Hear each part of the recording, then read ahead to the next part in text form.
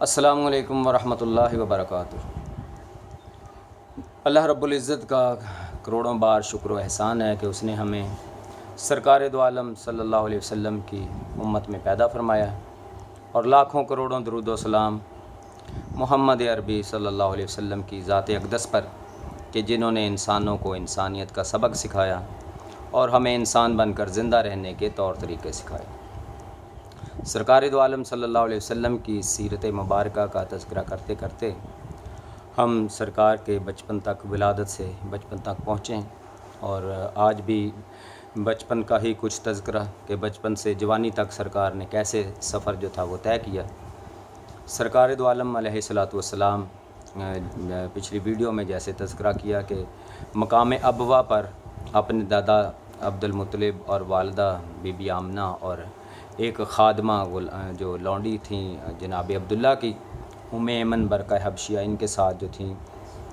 آپ سرکار واپس آ رہے تھے مکہ کی جانب کہ والدہ محترمہ کا انتقال ہو گیا مقام ابوا پر، اور وہاں سے پھر آپ جو تھے ام ایمن برقہ حبشیہ جو تھیں وہ آپ کو اپنی گود میں لے کر تو واپس آپ کے دادا کے ساتھ مکہ تشریف لائیں، اور وہاں سے سرکار کا جو بچپن جو تھا یعنی آپ کی عمر مبارک اس وقت 5 یا 6 سال کے قریب تھی معاف کیجیے گا کہ 5-6 سال کی عمر میں آپ کی والدہ بھی دنیا سے رخصت ہو گئی ہیں، اور پھر آپ اپنے دادا کی آغوش میں چلے گئے ہیں۔ تو دادا جو تھے وہ اس وجہ سے آپ سے بہت زیادہ پیار کرتے تھے کہ ایک تو ان کے جوان بیٹے عبداللہ کی آپ اولاد تھے کہ عبداللہ جو 25 سال میں ہی دنیا سے جا چکے، اور دوسرا اس وجہ سے بہت زیادہ الفت آپ کے ساتھ ہو گئی کہ آپ کی والدہ بھی اس دنیا سے جا چکی ہیں، اور مفسرین لکھتے ہیں کہ یہ جو محبت تھی عبد المطلب کی اتنی تھی کہ اپنی سگی اولاد سے بھی اتنی محبت آپ نہیں کرتے تھے جتنی سرکار دو عالم صلی اللہ علیہ وسلم سے آپ کے دادا محبت کرتے تھے۔ کہتے ہیں کہ خانہ کعبہ کے آپ متولی تھے جناب عبد المطلب، اور آپ کی تشریف آوری سے پہلے ہی وہاں ایک بچھونا، ایک گدا جو تھا وہ بچھا دیا جاتا تھا، جیسے پیر و مرشد حضرات کے لیے، بادشاہوں کے لیے کوئی تخت یا مسند جو ہے وہ بچھائی جاتی ہے، تو وہاں جو مسند بچھائی جاتی تھی تو کسی کو یہ جرت نہ ہوتی تھی کہ کوئی اس پر بیٹھ جائے سوائے جناب عبد المطلب کے، لیکن سرکار دو عالم صلی اللہ علیہ وسلم جو تھے ان کو کئی دفعہ عبد المطلب خود جو تھے اپنے پاس بٹھاتے، اپنی گود میں بٹھاتے، اور کئی دفعہ سرکار خود اوپر چڑھتے، اور آپ کے چچاؤں میں سے کوئی ازراہ ادب کہ ہمارے یہ باپ کی سیٹ ہے، گدی ہے، تو اس پر چھوٹا سا بچہ وہ ہمارا بھتیجا یا یہ کیوں چڑھ رہا ہے، تو پکڑ کے آپ کو سائڈ پہ کرتا، تو جناب عبد المطلب فوراً اس کو ٹوک دیتے کہ رہنے دو، میرے اس بیٹے کو مت روکا کرو، اس کی تو شان ہی نرالی ہے۔ آپ کے دادا یوں فرماتے اور آپ کو اپنی گود میں لے لیتے، اپنے سینے سے لگاتے، کبھی اپنے پاس بٹھاتے، تو اس طرح سے آپ کا بچپن جو تھا وہ بچپن کے 2 سال یا 2.5 سال کے قریب ایسا گزرا۔ سرکار کی عمر جب تقریباً 8 سال کے قریب ہوئی، بعد نے لکھا کہ 8 سال 2 ماہ 10 دن تو جناب عبد المطلب جو تھے وہ اس دنیا سے کوچ کر گئے۔ تو جاتے جاتے وہ آپ کا بازو آپ کے سگے چچا جو ابو طالب ہیں، سیدنا علی کرم اللہ وجہہ کے والد محترم، ان کے ہاتھ میں پکڑا گیا۔ سیدنا ابو طالب جو ہیں یہ حضرت عبداللہ کے سگے بھائی ہیں، کیونکہ آپ کی 4 شادیاں تھیں جناب عبد المطلب کی، ان میں سے 10 بیٹے اور جو بیٹیاں تھیں ان کی والدائیں جو ہیں وہ الگ الگ ہیں، تو لیکن جناب عبداللہ اور جناب ابو طالب کی والدہ جو ہیں وہ ایک ہی ہیں، تو اس لیے آپ نے یہ دیکھا کہ خونی رشتہ اور دودھ کا رشتہ جو ہے یہاں پر زیادہ قریب ہے، تو اس لیے سرکار دو عالم صلی اللہ علیہ وسلم کا ہاتھ جو ہے وہ آپ کو جناب ابو طالب کی سرپرستی میں دیا گیا۔ اچھا، یہاں پر بھی نا علماء کرام ہمارے ایمان ابو طالب یا ابو طالب جو تھے وہ ایمان لائے تھے یا نہیں لائے تھے، جنتی ہیں جہنمی ہیں، کوئی حدیث سناتا ہے کہ ان کے پاؤں جو ہیں وہ آگ میں ہیں، باقی وہ سارے باہر ہیں، اور اس طرح کی باتیں کی جاتی ہیں۔ کچھ دوسرے مخالفین جو ہیں وہ ان کو ضعیف بھی قرار دیتے ہیں۔ اچھا، میرا ایک اپنا پوائنٹ آف ویو ہے کہ ایسی باتیں جو واضح نہیں ہوئیں ہم پر،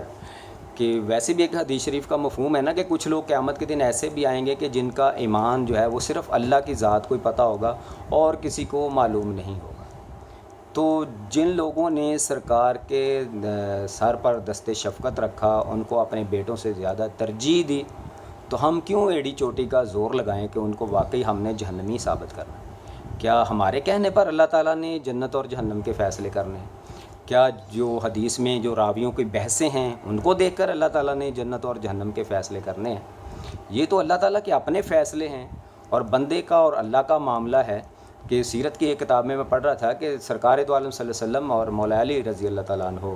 علیہ السلام بھی کہیں، رضی اللہ تعالیٰ عنہ کہیں، جناب علی المرتضیٰ شیر خدا کو، تو یہ دونوں جو تھے وہ نماز پڑھ رہے تھے، ابھی کفر کا غلبہ تھا، شروع کا اسلام تھا، اور جناب ابو طالب اپنے بیٹوں اپنے جعفر اور عقیل کے ساتھ جو تھے وہاں سے گزرے، اور خود ان سے کہا کہ وہ جس طرح تمہارے دو بھائی عبادت کر رہے ہیں تم بھی جاؤ ویسے ہی ان کے ساتھ عبادت کرو۔ تو ان کا دل جو تھا اسلام کی طرف مائل ہونا، بے شمار باتیں ہیں جن سے ہم پر یہ واضح ہوتا ہے۔ تو کیوں نہ ہم اور معاملات پر علماء کرام کہتے ہیں کہ خاموشی اختیار کر لیں، نہ گفتگو کریں، تو اس معاملے میں بھی یار مولا علی کے منہ کو دیکھتے ہوئے، سرکار کے منہ کو دیکھتے ہوئے، جناب ابو طالب کے معاملے پر بھی اگر ہم خاموشی اختیار کر لیں گے تو کون سا ہمارا نقصان ہے؟ ٹھیک ہے، ضروری نہیں ہے کہ ہم نے وہ یار عشق و محبت والے جو ہے نا، وہ تو یہاں تک یہ سورہ لہب جو ہے، اب ابو لہب کے بارے میں تو کوئی دو رائے نہیں ہے نا کہ وہ کافر مرا ہے، جہنمی ہے، لیکن اس کے معاملے میں بھی ایک چھوٹا سا واقعہ آپ کو سنا۔ آپ اس شخص کو جاہل کہیں، بے وقوف کہہ لیں، جو بھی کہہ لیں، یہ چشتیاں کا ایک واقعہ ہے۔ ہمارے دوست ہیں مولانا عبدالقدوس صاحب، وہ ہمارے ساتھ ٹیچنگ بھی کرتے رہے، وہ کہتے ہیں کہ ہمارے پاس ایک چھوٹی سی مسجد ہے، تو وہاں مغرب کے وقت یہ ہے بھی مسئلہ کہ چھوٹی چھوٹی رکھتے ہیں، سرکار بھی پڑھتے تھے، تو علماء کرام کا شروع سے یہ ایک طریقہ کار ہے کہ مغرب کے وقت چھوٹی صورتیں پڑھتے ہیں۔ تو وہ سورہ جو ہے تبت یدا ابی لہب و تب، وہ چھوٹی سی صورت ہے، تو اکثر علماء کرام یہ پڑھ دیتے ہیں مغرب میں۔ تو کہتے ہیں وہ ایک جو آدمی تھا نا، وہ تھوڑا بہت قرآن کا ترجمہ بھی سمجھتا تھا، ظاہر ہے اس کا ترجمہ تو علماء کرام نے بار بار یہ تفسیریں ترجمے کیے ہوئے ہیں، تو ہر بندے کو پتہ ہے، نام بھی پڑھا ہو۔ تو ایک دن اس بندے نے مولوی صاحب کو روک لیا، کہتے یار مولوی صاحب، تینوں پورے قرآن چ اور کوئی صورت نہیں لب دی، تو تبت یدا لازمی پڑھنی ہوندی؟ وہ کہتے یار بھائی صاحب اس میں کیا ہے؟ کہتے یار اس میں یہی ہے نا کہ وہ ابو لہب کے ہاتھ ٹوٹ جائیں، وہ برباد ہو گیا، تباہ ہو گیا۔ تو کہتے یہ اللہ نے کہا ہے یار، یہ میں مولوی صاحب نے کہا میں تو نہیں نا کہہ رہا، یہ تو اللہ نے کہا ہے۔ کہتے یار اللہ تو اللہ ہے، اللہ نے کہہ دیا ٹھیک ہے، وہ یار ہمارے لیے تو دیکھنا، ہمارے لیے پاویں کافر ہی تھا، وہ تھا تو حضور کا چاچا، چل ایک دو تین بار تو نے کہہ لیا ٹھیک ہے، اب روز ہی تو نانا کہی جا۔ تو اب دیکھیں جو عشق کرنے والے، محبت کرنے والے، وہ تو کہتے ہیں سرکار کا جو کافر چاچا بھی ہے نا، ٹھیک ہے قرآن نے اس کو کافر کہہ دیا، جہنمی کہہ دیا، تبت یدا کہہ دیا، لیکن یار مجھے اور آپ کو زیب نہیں دیتا کہ روز روز ہم یہی ڈسکشن کرتے رہیں، ٹھیک ہے۔ تو یہ ہے عقیدت، محبت، پیار، کہ ٹھیک ہے جو جیسا بھی تھا، کافر بھی تھا، لیکن ہمارے لیے تو ہمارے آقا کا چاچا تھا نا، تو اس لیے ٹھیک ہے جہنمی، اللہ کے فیصلے، یار اللہ تو اللہ ہے نا، اللہ تو جو مرضی کہی جائے، جتنی بار مرضی کہی جائے، لیکن ہم نے ٹھیک ہے ایمان بھی اسی پر، عقیدت بھی اسی پر، ہمارا بنیادیں بھی اسی پر ہیں، جو سرکار نے فرما دیا، جو قرآن نے فرما دیا، اس سے ہلنا نہیں ہے۔ اس کو آپ جہالت کہہ لیں، عشق کا اندھا پن کہہ لیں، جو بھی کہہ لیں، لیکن ایک واقعہ ہے، ایک فیلنگ ہے ایک بندے کی جو میں آپ کو بتا رہا ہوں۔ تو اس لیے جناب ابو طالب کے بارے میں بھی ہمیں اپنے دلوں کو نرم رکھنا چاہیے، یہی نہیں کہ ہر دوسرے دن یہی ڈسکشن ہو رہی ہو کہ وہ جنتی ہیں یا جہنمی ہیں، وہ مسلمان مرے کہ کافر مرے، ٹھیک ہے نا۔ جیسے بھی تھے انہوں نے سرکار کا اتنا ساتھ دیا کہ کسی اور نے نہیں دیا، ٹھیک ہے۔ شاب ابی طالب میں بھی جب واقعات آئیں گے نا سیرت میں، تو جب خطرہ تھا کہ رات کے وقت کوئی حملہ نہ کر دے، تو سرکار کو اپنے بستر سے اٹھا دیتے اور اپنے سگے بیٹے کو مرنے کے لیے اس بستر پہ لٹا دیتے کہ اگر کوئی حملہ کرے تو میرا سگا بیٹا مر جائے، سرکار دو عالم صلی اللہ علیہ وسلم کی جان جو ہے بچ جائے۔ یہ احسانات ہیں جناب ابو طالب کے امت مسلمہ پر، سرکار پر۔ اللہ رب العزت تو کہتا ہے حل جزاء الاحسان الا الاحسان، کہ احسان کرنے والے کا بدلہ سوائے احسان کے کیا ہو۔ تو ہم ایڑی چوٹی کا زور لگا دیں انہی بحثوں پر کہ جنتی ہیں، جہنم ہیں، مسلمان ہیں، کافر ہیں، تو خیر یہ ایک الگ سے بات آ گئی۔ اچھا، تو سرکار دو عالم صلی اللہ علیہ وسلم نے پھر اپنا بچپن جو تھا وہ 8 سال کی عمر سے بعد جو تھا جناب ابو طالب کی سرپرستی میں ہی گزارنا شروع کیا۔ تو یہاں ایک اور واقعہ آتا ہے کہ مکہ میں ایک دفعہ قحط پڑا، بارش نہیں ہو رہی تھی، تو لوگوں نے آ کے درخواست کی ابو طالب سے کہ آپ اب جو ہیں وہ خانہ کعبہ کے انچارج ہیں، متولی ہیں، تو آپ بارش کی دعا کریں، بیت اللہ شریف کے پاس آئیں۔ تو راوی کہتا ہے کہ وہ ابو طالب کے ارد گرد اور بھی ایک بچے تھے، لیکن ایک بچہ ایسا تھا کہ جیسے سورج کے گرد سے ابھی بادل چھٹے ہوں، اتنا یعنی کہ روشن اور نورانی چہرہ۔ تو ابو طالب نے ان کو ساتھ لیا اور آ کر ان کی جو پشت تھی سرکار دو عالم صلی اللہ علیہ وسلم کی کمر مبارک وہ کعبہ کی دیوار کے ساتھ ایسے لگا دی، اور ابھی دعا شروع ہی کی تھی کہ یکایک جو تھی وہ بارش آنا شروع ہو گئی، اور پورے مکہ جو تھا وہ سرسبز و شاداب ہو گیا۔ بارش کی ریل پیل جو تھی وہ ہر جو پیاسے لوگ تھے انہوں نے سکھ کا سانس لیا۔ تو یہ سرکار کا بچپن کا ایک واقعہ ہے۔ تو پھر ابو طالب نے وہاں شعر بھی کہا جس کا ترجمہ یہ ہے کہ کتنی اچھی ہے وہ ذات، بیواؤں اور یتیموں کا یہ وارث اور والی اور سہارا ہے، کہ جس کے اپنا وجہ سے ہم، جس کے وسیلے سے ہم اللہ رب العزت سے فیضان رحمت جو ہے اس کے طلبگار ہوتے ہیں۔ یعنی اللہ رب العزت آپ کے توسط سے، آپ کی برکت سے اللہ تعالیٰ نے ہمیں یہ بارش عطا فرمائی۔ اس کے بعد آتا ہے کہ سرکار جب 11-12 سال، روایات میں زیادہ آتا ہے کہ 12 سال سے اوپر آپ کی عمر ہو گئی، تو پھر جناب ابو طالب جو تھے آپ کو لے کر ملک شام کی طرف ایک تجارتی قافلے میں گئے۔ تو وہاں راستے میں ایک تھا بحیرہ راہب، یہ کرسچن تھا، راہب جو ہوتے تھے کرسچن ہوتے تھے، یہ یہودی نہیں بلکہ کرسچن تھا۔ اور یہ بحیرہ کہتے ہیں اس کو اس وجہ سے بھی کہتے ہیں کہ اس کے علم، فضل اور عبادات، جس طرح ہم بحر بے کراں کہتے ہیں نا کسی کو کہ علم کا بحر بے کراں، تو بحیرہ سے مراد بھی یہی کہ سمندر جتنا وہ عابد، زاہد اور عالم شخص تھا۔ تو اس نے سرکار دو عالم صلی اللہ علیہ وسلم کو دیکھ کر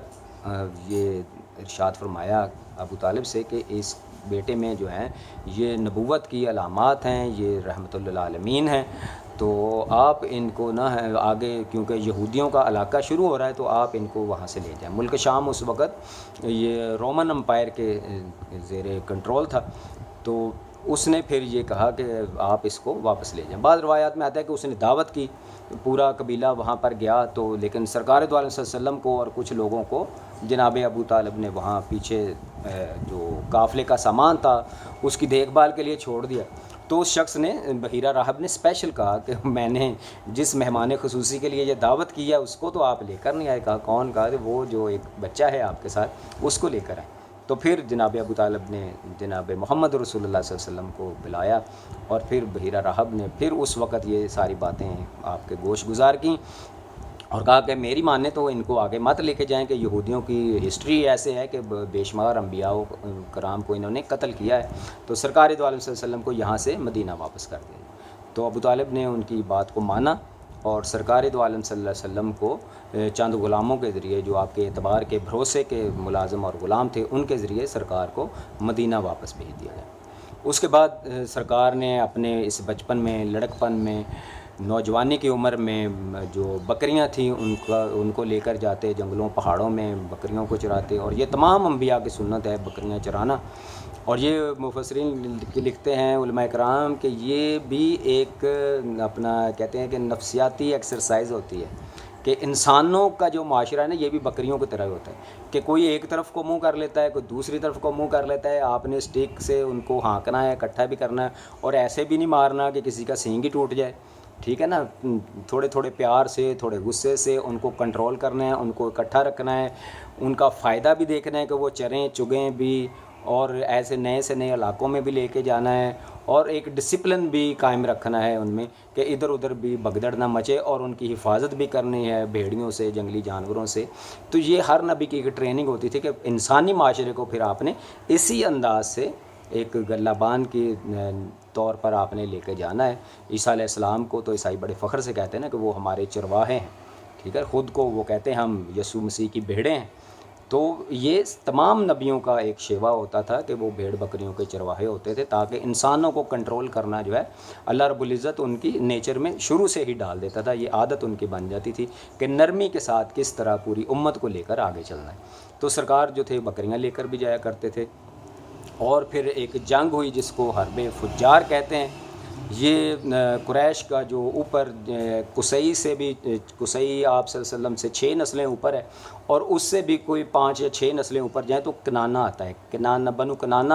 پہ جا کے قریش اور کنانہ جمع ہو جاتے ہیں۔ یہ بنو کنانہ جو تھے یہ قریش کا ساتھ دیا کرتے تھے جنگوں میں بھی، اور اچھے تعلقات ہیں۔ اور دوسرے قبائل جو الگ تھے ان میں ایک قبیلہ تھا کیس۔ تو گو کہ وہ بھی قریش کی اوپر کی نسلوں سے ہی تھا. تو قیس اور قریش اور کنانہ جو تھے وہ قریش کے ساتھ سے بڑا قبیلہ جو تھا یہ بن کر، اور وہ بھی لڑے. اور حرب فجار اس کو اس لیے کہتے ہیں کہ اس جنگ میں نہ تو حرام مہینوں کا کوئی لحاظ کیا گیا، نہ حرم کی کوئی تقدس کو پامال کرنے میں کوئی کسر چھوڑی گئی. تو فوجیں دگڑ دگڑ ہر طرف دوڑتی رہیں. اور تو سرکار دو عالم صلی اللہ علیہ وسلم اس جنگ میں اپنے چچاؤں کو تیر پکڑانے کا کام کرتے تھے. جنگ جب عروج پر تھی تو فوراً تیر پکڑا کر ان کی جو تھی ہیلپ کیا آپ صلی اللہ علیہ وسلم نے. جنگ فجار میں آپ کی شرکت ہوئی، آپ کے لڑکپن میں کہہ لیں، نوجوانی کی عمر میں. تو اس کے بعد سرکار دو عالم صلی اللہ علیہ وسلم کی عمر پھر ایسے ہی چلتے چلتے 25 برس کی ہوئی. تو پھر آپ نے اماں خدیجہ کے ساتھ جیسے شادی ہوئی، جیسے وہ تجارتی قافلہ لے کر آپ گئے، وہ انشاءاللہ اگلی ویڈیو میں تذکرہ کریں گے. اللہ رب العزت سے دعا ہے کہ ہمیں سرکار دو عالم صلی اللہ علیہ وسلم کے نقش قدم پر چلنے کی توفیق عطا فرمائے، اور نبی مہرباں علیہ الصلوۃ والسلام کی ذات کے ساتھ محبت اور تن من دھن لٹانے کی توفیق عطا فرمائے، اور تمام مسلمانوں کو آپس میں بھائی بھائی بن کر، فرقہ واریت سے نکل کر، سرکار کی کاری کملی کے سائے تلے ایک امت بن کر رہنے کی توفیق عطا فرمائے. والسلام علیکم ورحمۃ اللہ وبرکاتہ.